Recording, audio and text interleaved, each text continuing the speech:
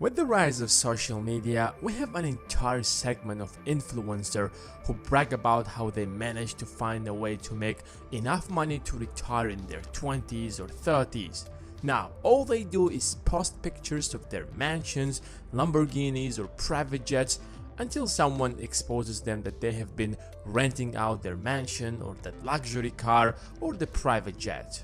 Yes, I'm talking about you, Dan. Definitely, there are some people who manage to make millions by building a tech startup while still being in college. But that's an exception, especially if you consider that 9 out of 10 startups fail. I'm not trying to discourage anyone, feel free to give it a try, but the question that I want to focus on in this video is, can your average guy retire early? Is it possible for someone who works 9 to 5 to retire within a span of 10 or 15 years? If you are in your 20s, can you retire by your 30s without starting a business or winning the lottery? The answer is yes. There is an entire movement on the internet called FIRE, Financial Independence Retire Early Movement. They claim that if you live frugally throughout your 20s and invest the vast majority of your income, you can retire by your 30s and never have to work again. Your investments will cover all of your bills, so you can finally quit your job and start your journey of traveling around the globe in 80 days. You might not be able to afford a private jet or live in a $50 million mansion, but nonetheless, you can maintain your normal standard of living without working another day in your life. In this video, we are going to find out how much money you need to save to retire by your 30s. How should you invest your money to be able to do that? And what is the rule of 4%? If you take a look at what exactly makes rich people rich, is that you will find out that they all have the capital that keeps earning them money, even if they do nothing. Imagine having $1 billion in a savings account that pays you 3% interest annually. That is $30 million, enough money to provide you with a super luxurious life. Which means you can spend $30 million every single year and your wealth won't decrease even by a single penny. And that's what separates rich people from the rest. Most people can't break the cycle of poverty or the middle class trap because they make just enough to live comfortably. Even if they end up making more, they move to a bigger house, get a better car, and level up their standard of living. There is nothing wrong with that. At the end of the day, the ultimate goal of money is to improve the quality of your life, especially when you will be able to pass that house to your child and make his life a lot easier. If he is smart enough, he will repeat your footsteps and at least acquire another house throughout his life and then pass 2 properties to his child. After repeating this process over and over, after a few generations, your grandchild maybe will be left with multiple properties or at least some wealth to provide him with the comfort of financial freedom. But that looks like a dumb strategy to most people. Why would you work so hard and prevent yourself from all the pleasures life has to offer so that your grandkids would live a better life? It's their problem. They will figure it out. So here is a better idea.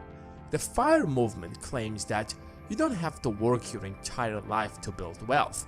All you have to do is dedicate 5, 10 or 15 years of your life to building wealth, and that's it. By living extremely frugally and saving over 80 or 90% of your income, you can save enough capital that you can invest and live off from the interest that your capital will generate. That was impossible a few generations ago, but we're lucky to be young in 2021. The world has developed to the point where anyone who is born or at least lives in a first world country has the opportunity to break that cycle of poverty and become financially free within a span of a decade. As of 2018, the average household income is a little over $63,000.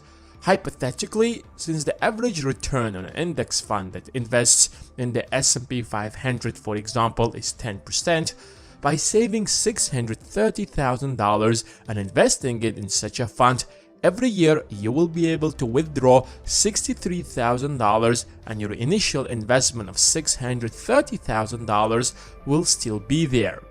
$630,000 is of course a lot of money, but nonetheless possible for most people.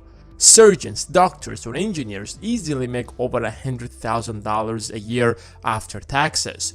By saving just a little over half of their income for 5 or 6 years, they can save that much money. Sounds like a good plan, right? Well, not everything is sunshine and rainbows. The inflation rate in the US is around 2 to 3%, which means if you don't want the real value of your investment to decrease every year by 2 or 3%, you should not withdraw more than 7% of your investments. On top of that, if you want your investment to grow by at least a small margin, like 2% maybe, you're left with just 5%. If you also deduct another percent for market fluctuations, you're left with just 4%. And that's what the rule of 4% is. So if you want to be able to withdraw $63,000 and be confident that inflation won't wipe out your wealth over time, you have to invest $1.5 million in an index fund like the S&P 500. That might look like a big sum of money, but nonetheless, it's realistic. With a high-paying job and frugal life, it's possible to achieve that in give and take 10 years. What's important to note here is that you can't achieve that by having a regular job. No offense, but if you're earning enough just to cover your basic needs, there is no way you can save that much money. So the idea is you should work on getting a high-paying job but still live like a student and invest over 80% of your income, and in 5 to 10 years, you will be able to retire for good. What's also important to note here is that what kind of retirement do you want? Do you want to drive a Ferrari and spend over $200,000 a year? Then you will have to work for a lot more and invest $2, $3, or $5 million so that you can confidently spend $200,000. But if you're fine with spending $50,000 a year, you can retire a lot faster. It all comes down to your spending habits. But do not start investing unless you first take care of your debts, especially high interest rate debts. It doesn't make sense to get a 10% rate of return when you have a 20% credit card debt. But this rule doesn't apply to your mortgage. With a mortgage, you are building equity at least. So focus first on getting rid of your high interest debts and then move towards savings. Regardless of how brilliant this plan looks like, it has its problems. What is the point of sacrificing the best years of your life just to be able to retire earlier, especially your 20s? These are the years when you want to party, hang out, and experience new things. Besides, I don't think that most people want to retire at 30 and literally do nothing after that. Work isn't just about earning money, but it gives you meaning and self-fulfillment, especially when you love your job. So here is a slightly better idea. Instead of denying yourself even the basic pleasures, don't strive to retire at 30 or 35, but rather focus on building an investment portfolio that can at least cover your basic needs such as shelter and food.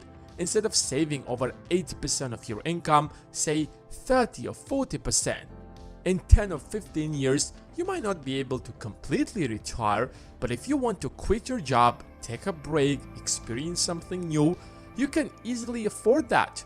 By withdrawing 4% out of your investment portfolio, you can easily pay the rent and put some food on the table. And no matter how glamorous the idea of financial freedom looks like, do not sacrifice your health for it. Because financial freedom means nothing if you end up losing your health in the process. Do not eat garbage, for example, just to save an extra dollar. Once you reach that point where you're financially free, where you don't have to accept a certain job for the sole purpose of how much that it pays, you start making slightly different decisions. Now, since we are at the end of the video, pull out a notebook and a pen and answer these basic questions. How much money do I need to maintain my standard of living? How much do I need to invest so that I can withdraw 4% every year to maintain my standard of living without touching the principal? and how much can I save every single month. Then you will find out how many years you have to save to be financially free. And finally, do you want 2 free stocks from Webull to start investing? Of course you won't. So use the link in the description and get your 2 free stocks. And now it's time to give this video the thumbs up that it deserves. And if you want to know more about money and investing, then subscribe and turn on your notifications. Thanks for watching, and I will see you in the next one.